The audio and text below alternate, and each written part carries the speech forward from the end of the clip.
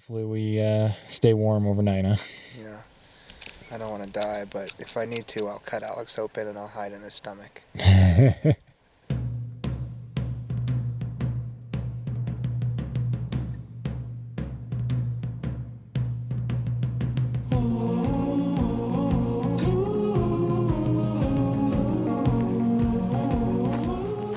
For this trip, we were getting so far into the shoulder season, we were at the metaphorical upper arm.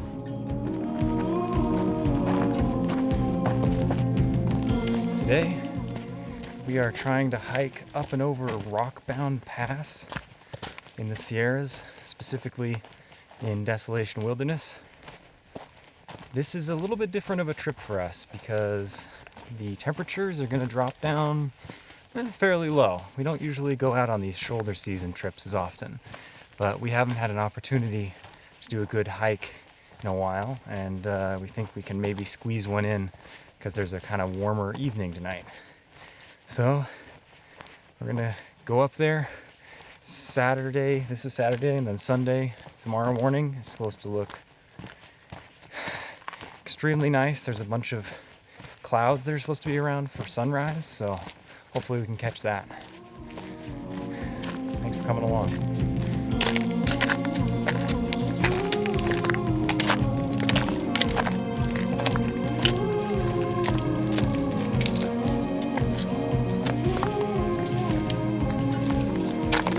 That's how you do it. That's how you do that. Saying that is important for maintaining stability.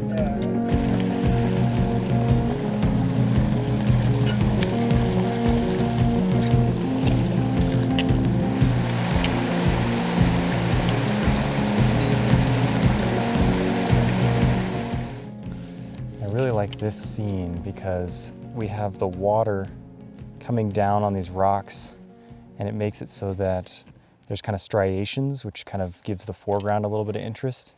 And then we have this cool, just lone tree sitting here. And, you know, the little red peak in the background is pretty neat too. It's a little bit far away for my taste. Let me see if I can swap to a different lens. A little bit more telephoto. 70 millimeters. Oh, that's perfect. I think 70 millimeters might be one of my favorite focal lengths.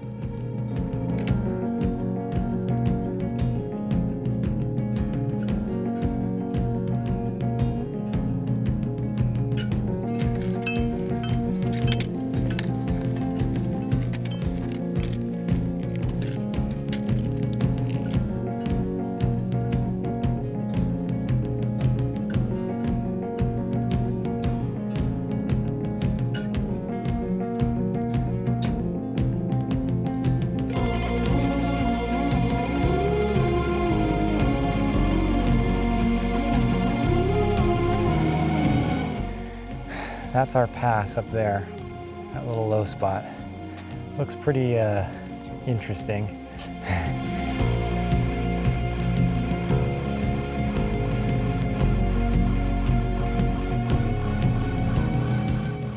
This is such an interesting rock formation. It's black, I guess granite, and then reddish granite, and then really white granite, all right next to each other.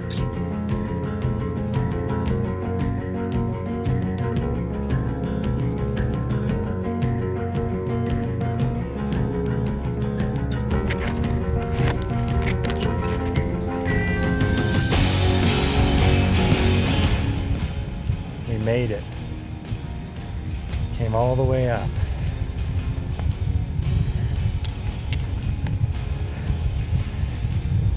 Feels good. Sam made it. We all made it. Well, let's get over to that lake.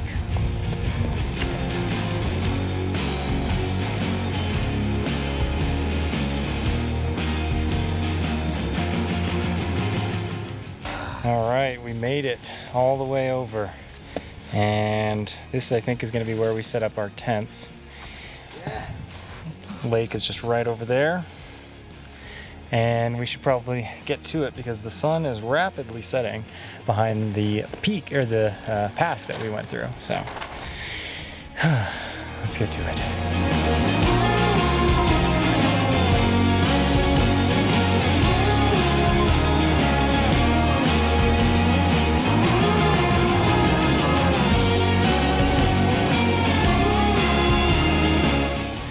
Made it to camp. Now we're celebrating and watching the sunset.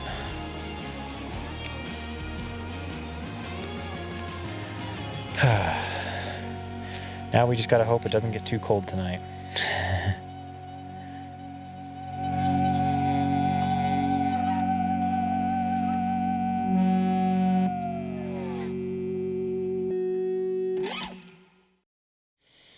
What do you think, Sam? It's pretty damn beautiful. It's pretty. It's also pretty cold. Hopefully we stay warm overnight, huh? Yeah. I don't want to die, but if I need to, I'll cut Alex open and I'll hide in his stomach. I don't know. He doesn't look like he's got a lot of meat on him to hide in.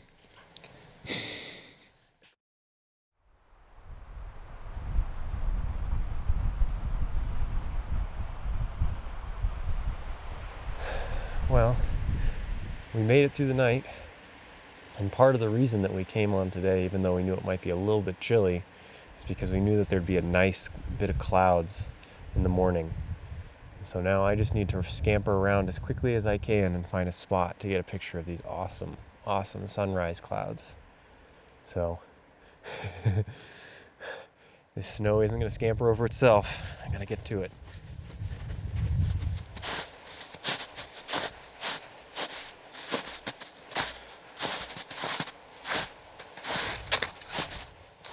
Alright, so what I'm looking to do here is I want to get this foreground that is this big rock here. I think that's kind of an interesting, it's got the snow blowing up over it, and then we've got the really nice clouds and these cool mountains in the background. One thing to keep in mind is that if you have these big snow fields that are kind of blank and maybe don't have a lot going on, if you drop down lower and you have a foreground subject, you can kind of make it so that the blank space is less emphasized and you can really focus in on your subject and then the background. I spent a good portion of the sunrise light trying to shoot towards the rising sun and incorporating this rock as a foreground. I think if I had scouted a bit the night before, I could have found a more interesting subject, but I'm not disappointed with how the photo came out.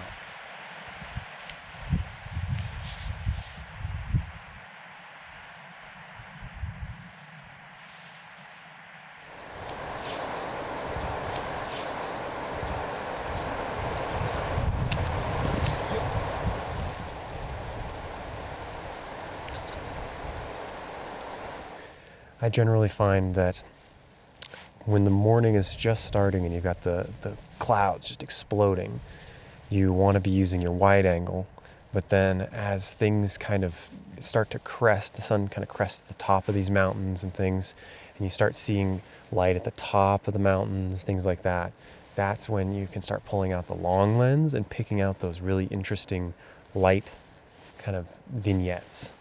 And so we're going to hold off for a little bit. It seems like most of the skylight is gone, and see what pops up with the telephoto when the sun crests that hill.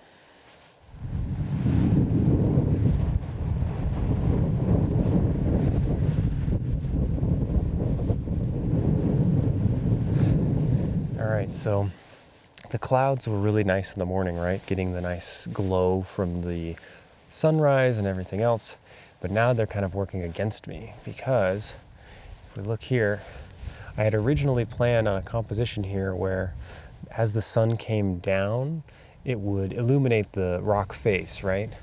And there's these two trees right here that I think would be kind of a cool thing to have in the foreground because the background would be lit and then they would be kind of in shadow.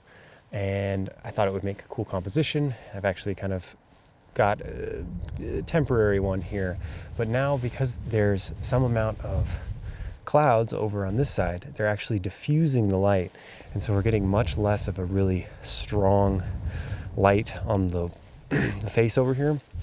Instead, it's kind of more diffused, which will make it less stark of a difference between the rock face and the trees. So I'm going to give it a little bit. Maybe the sun will poke through the clouds or something. And if it does, then I think this composition could work. Let's see. Unfortunately, the light never really came through for me after the sunrise, so I took advantage of the unique texture of the side of the mountain, and even included a tiny subject for the keen-eyed viewer. It isn't my favorite shot from the trip, but given more time there, I'm sure I could have snapped an excellent photo of that rock face.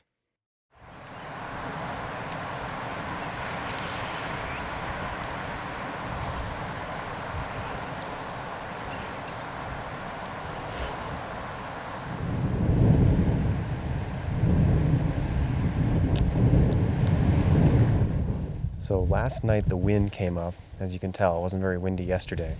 And the good thing about that is it may have been very cold, but it also means that the really, really fast winds up high will make really interesting clouds.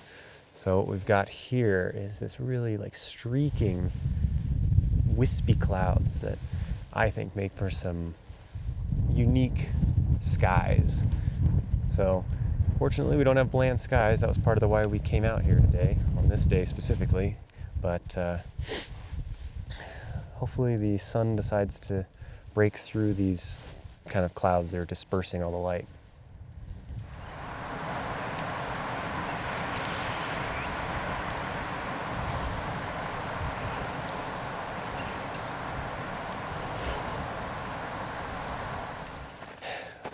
Well, we got a really good sunrise, but the light never really materialized on the mountain.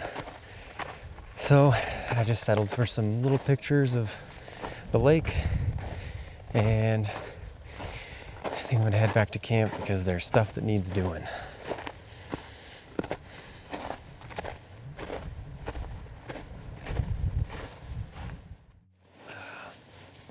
Well, fortunately, most of our fears were unwarranted. We slept through the night pretty well. Not as warm as we could have been, but made it work. Had enough layers on to look like we're ready to go on a deep sea dive. So now we just got to get all packed up, and I think we're gonna hit the road as soon as possible, because the wind is only going to get worse, and let me tell you, it is a biting wind. We're heading up Rockbound Pass. Hopefully it's not too slippery. It is in the shadow.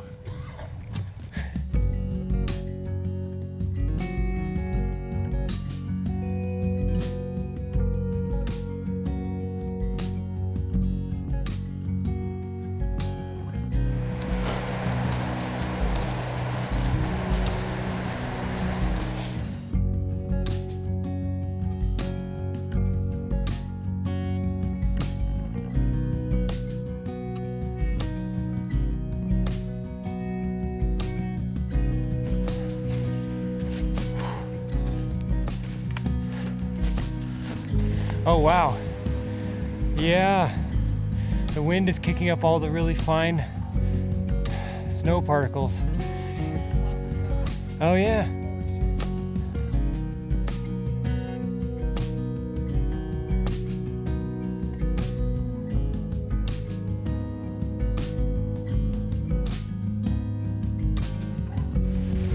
Through the pass.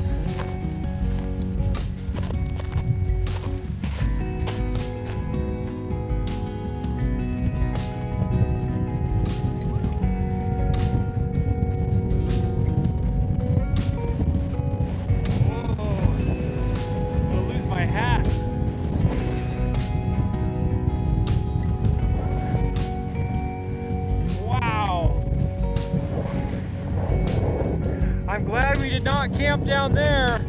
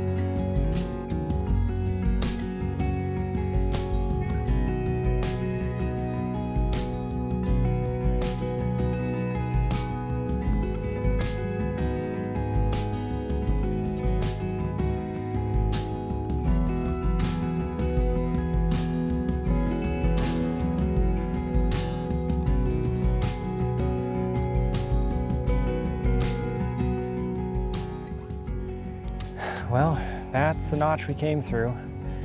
And I think we've made some really good progress. It's crazy how going downhill, you go a little faster. Who would have thought? It's been a hell of a trip. Learned a lot.